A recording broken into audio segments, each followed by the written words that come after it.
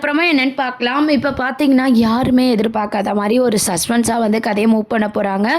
So நம்ம ராஜாங்கம் family பார்த்தீங்கன்னா, குழந்தை பொறந்து 1 மாசம் ஆகுதுன்னு சொல்லி குலதெய்வம் கோயிலுக்கு போறாங்க. இந்த சைட் பார்த்தீங்கன்னா, தமிழ் ஃபேமிலியும் வந்து பார்த்தீங்கன்னா, மீனாட்சிய கூட்டிக்கிட்டு பாட்டிமா, தமிழ், அம்மா, தங்கச்சி எல்லாரும் சேர்ந்து பார்த்தீங்கன்னா, குலதெய்வம் கோயிலுக்கு வராங்க.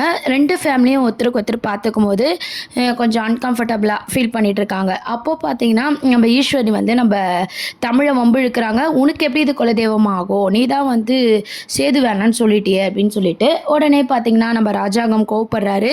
"சும்மா இருக்க மாட்டியா ஈஸ்வரி?" அப்படின்னு சொல்லிட்டு உடனே பாட்டி வந்து பதிலடி குடுக்குறாங்க.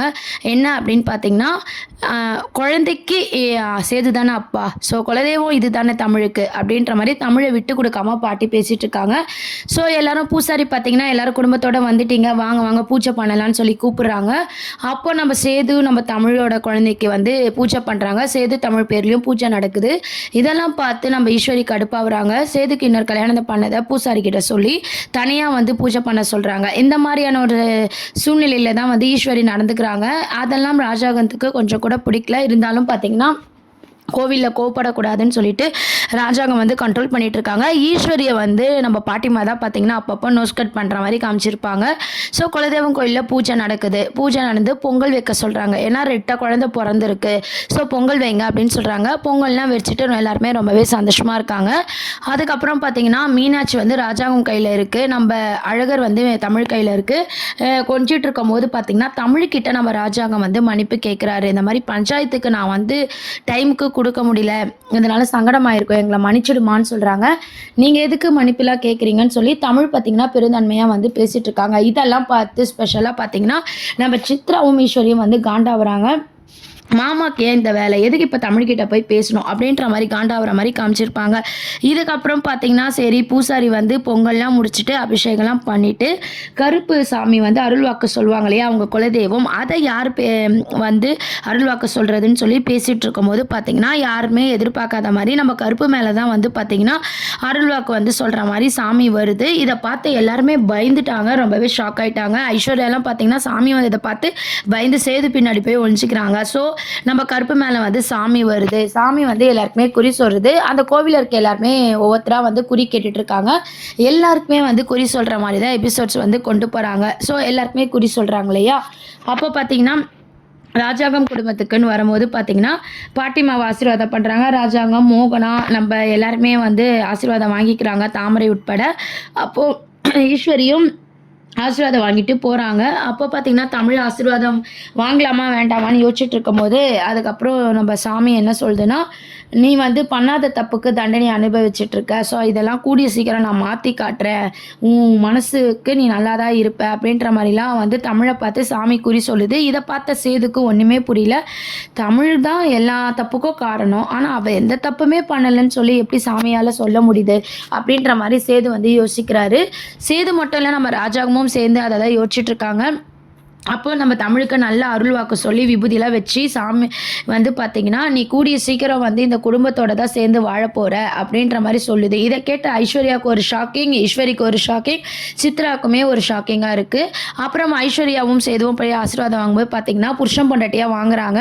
ஏன்னா கல்யாணம் ஆகி 1 மாதம் ஆகுதுன்னு சொல்லி சாமிக்கிட்ட ஆசீர்வாதம் வாங்க சொல்கிறாங்க ஈஸ்வரி. ஆசீர்வாதம் வாங்கும்போது ஐஸ்வர்யாவை வந்து ஆசீர்வாதம் சாமி பண்ண மாட்டுது. ஏன்னா இந்த பிரச்சனைக்கு காரணம் நீ தான் அப்படின்ற மாதிரி கரெக்டாக எல்லாரும் முன்னாடியும் பார்த்தீங்கன்னா ஐஸ்வர்யா பார்த்து சாமி வந்து கேள்வி கேட்குது. ஐஸ்வர்யாக்குமே அது ரொம்பவே ஷாக்கிங்காக இருக்குது.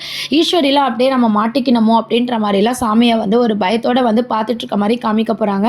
அப்புறம் பார்த்தீங்கன்னா, சரின்னு சொல்லிட்டு ஐஸ்வர்யா வந்து அப்படியே சமாளிச்சுட்டு அங்கேருந்து போகிறாங்க. அப்போது வந்து நம்ம பாட்டிமா ராஜாங்கம்லாம் கேட்குறாங்க, நாங்கள் போட்ட பொங்கல், நாங்கள் போட்ட படையெல்லாம் உங்களுக்கு திருப்தியாக இருந்ததா சாமி அப்படின்னு சொல்லி கேட்கும்போது, நீங்கள் பெரிய தப்பு ஒன்று பண்ணிட்டீங்க உங்கள் குடும்பத்தில் இருக்கிற மகாலட்சுமியை வெளியே அனுப்பிட்டு பண்ணாத தப்பெல்லாம் பண்ணிவிட்டு படையலும் பொங்கலும் வச்சா என் மனசு ஏற்றுக்குமா அப்படின்ற மாதிரி சாமி வந்து சொல்லுது.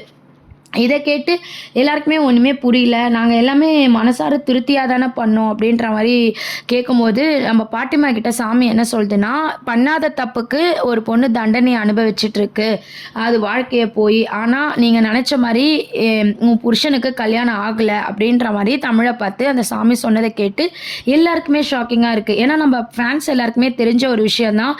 சேது வந்து தாலி கட்டல ஐஸ்வர்யாவுக்கு, சித்ரா வந்து தாலி 3 முடிச்சுலாம் சித்ரா தான் போட்டாங்கன்னு சொல்லிட்டு.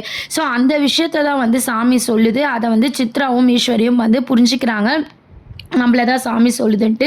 ஐஸ்வர்யாவுக்குமே பார்த்தீங்கன்னா, அந்த விஷயம் புரியாத மாரி தான் பார்த்துட்ருக்காங்க. உன் புருஷனுக்கு கல்யாணம் ஆவலன்ட்டு தமிழ பார்த்து சொன்ன விஷயத்த கேட்டு தமிழுக்குமே ஒண்ணுமே புரியல. எல்லாருமே அதிர்ச்சியில பார்த்துட்ருக்காங்க. கூடிய சீக்கிரம் உன் தொலைஞ்ச வாழ்க்கை உன் கைக்கு வந்து சேரும். உன் மேல தப்பு இல்லன்னு நிரூபணம் ஆவும். என்ன நம்பு அப்படின்னு சொல்லி சாமி சொல்லுது. என்ன மறுபடியும் சாமி வந்து தமிழுக்காவே பேசுதே அப்படின்ற மாரி சேது வந்து யோசிக்கிறாரு. உடனே சாமி மலை இறங்குனதும் நம்ம கருப்ப பார்த்து என்ன சொல்றாங்கன்னா, ஈஸ்வரி ச தமிழ் தான் உன் தங்கச்சில அதனால கருப்பு இப்படிலாம் சொல்லியிருப்பாருன்னு சொல்லி அப்படியே டைவர்ட் பண்றாங்க. இருந்தாலும் ராஜாங்கம் பார்த்தீங்கன்னா, ஊருக்கே குறி சொல்றாங்க. இது மட்டும் உனக்கு தப்பா தெரியுதா? அப்படின்ற மாரி ஈஸ்வரிய வந்து திட்டுறாரு. வந்த இடத்துல எத பத்தி பேசுற?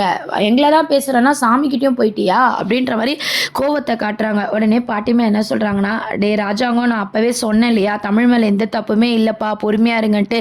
என் பேச்ச யாருன்னா கேட்டீங்களா? இன்னைக்கு நான் சொன்னத தான் சாமியும் சொல்லியிருக்கு. இன்னும் என்னென்ன கஷ்டப்பட போறீங்க பாரு அப்படின்னு சொல்லி பாட்டிமாவும் சொல்லிட்டு இருக்காங்க. இத கேட்டு நம்ம சேது, ராஜாங்கம் 2 பேருக்குமே ஒண்ணுமே புரியல. அது மட்டும் இல்லாம ஐஸ்வர்யாக்கும் சேதுக்கும் கல்யாணம் நடந்துச்சு. ஏன் அந்த கல்யாணமே வந்து கல்யாணம் இல்லைன்னு சொல்லணும் அப்படின்ற மாதிரி சேது வந்து யோசிக்கிறாரு. இதுல ஏதோ ஒரு விஷயம் இருக்கு அப்படின்ற மாதிரி யோசிக்க ஆரம்பிக்கிறாங்க. உடனே ஈஸ்வரி வந்து ஐஸ்வர்யாவை தனியாக கூப்பிடுறாங்க. பார்த்தல நீ தள்ளி போட போட இந்த மாதிரி ஒவ்வொரு விஷயமா வரும். நமக்கு டென்ஷன் தான் ஆகுது. ஒழுங்காக நீ சேது கூட வாழ்க்கையை வந்து ஆரம்பி. உனக்கு ஒரு வாரிசு வந்துட்டா எந்த பிரச்சனையுமே இல்லை அப்படின்ற மாதிரி ஐஸ்வர்யாவை பார்த்து நம்ம ஈஸ்வரி வந்து அட்வைஸ் பண்ணுறாங்க. ஐஸ்வர்யாவும் அதை பற்றி யோசிக்கிறாங்க. அதுக்கப்புறம் நம்ம சித்ராவும் ஈஸ்வரியும் என்ன சொல்கிறாங்கன்னா, நான் தான் தாலி கட்டினேன்னு சாமி சொல்லாமல் போயிடுச்சுமா, நல்ல வேலை தப்பிச்சோம் அப்படின்ற மாதிரி சித்ராவும் பேசிட்டு இருக்காங்க. ஐஸ்வர்யாவுக்குமே அந்த ஒரு யோசனை இருக்குது. மாமா தானே தாலி கட்டினாரு, ஏன் சாமி வந்து இப்படிலாம் சொல்லுது அப்படின்னு சொல்லி தமிழ் விஷயத்தில் கரெக்டாக சொன்ன சாமி என் விஷயத்தில் ஏன் தப்பாக சொல்லணும்னு சொல்லி ஐஸ்வர்யாவும் பார்த்தீங்கன்னா ஒரு பக்கம் யோசிக்கிறாங்க. ஏன்னா சேது தாலி கட்டாத விஷயம் ஐஸ்வர்யாவுக்கே தெரியாத மாதிரி தான் வந்து எபிசோட்ஸ் கொண்டு போகிறாங்க. என்னதான் நம்ம ஐஸ்வர்யாவை ஒரு நல்ல கேரக்டராக காமிச்சாலும் இந்த பிரச்சனைக்கு மூல காரணமே ஐஸ்வர்யா தான். ஐஸ்வர்யா வாழணும்னு சொல்லி தான் ஈஸ்வரி இதெல்லாம் பண்ணிட்டு இருக்காங்க. குரலை மாற்றி பேசினதுமே நம்ம ஐஸ்வர்யா தான். ஸோ சாமி சொன்ன அருள்வாக்கெல்லாம் பார்த்தீங்கன்னா தனா வந்து தனியாக உட்காந்து யோசிச்சுட்டு இருக்காங்க. அதாவது தமிழ் மேலே எந்த தப்புமே இல்லை, யாரோ விளையாடிட்டு இருக்காங்க தமிழ் வாழ்க்கையில் அப்படின்ற சொன்ன விஷயத்த தானே யோசிக்கிறாங்க. ஏன் அக்கா மாதிரி வேற யாரோ பேசியிருக்கக்கூடாது? அது என்ன ஐஸ்வர்யா தானே குரலை மாற்றி பேசுவா, அவளா ஏன் இருக்கக்கூடாது? இதை போய் நம்ம மாமா கிட்ட சொன்னால் மாமா நம்ப மாட்டார், ஆதாரத்தோடு நம்ம நிரூபிக்கணும்னு சொல்லி தமிழோட தங்கச்சி தானே பார்த்தீங்கன்னா யோசிக்கிறாங்க. ஸோ குலதெய்வம் கோயிலுக்கு எல்லாருமே போகிறாங்க அப்படின்னு பார்த்தீங்கன்னா உண்மை ஏதோ ஒரு உண்மை விஷயம் வந்து வெளியே வருது. ஸோ அடுத்த ட்ராக் அப்படின்னு பார்த்தீங்கன்னா இவங்க மறைச்ச விஷயம் ஏதோ வெளியே வருது. அந்த ட்ராக்கை நோக்கி தான் சின்ன மருமகள் சீரியல் வந்து மூவ் பண்ண போகிறாங்க. ஸோ நம்ம தமிழ் மேலே எந்த தப்புமே இல்லை அப்படின்ற ஒரு கதையை தான் கொண்டு வர போகிறாங்க. ஸோ இதில் ஐஸ்வர்யாவோட பங்கு எந்த அளவுக்கு இருக்குன்னு சொல்லி சேது புரிஞ்சுக்கிட்டு ஐஸ்வர்யாவை ஏற்றுப்பாரா இல்லை தமிழ் கூட தான் வாழ்வாரா அப்படின்றதெல்லாம் வெயிட் பண்ணி பார்க்க வேண்டியது இருக்குது. ஆனால் கூடிய சீக்கிரம் பார்த்தீங்கன்னா ஐஸ்வர்யா மாட்டணும்னு எத்தனை பேர் நினைக்கிறீங்க அப்படின்றத கீழே கமெண்ட் செக்ஷன் சொல்லி சேனலை சப்ஸ்கிரைப் பண்ணுங்கள் ஃப்ரெண்ட்ஸ். தேங்க்யூ.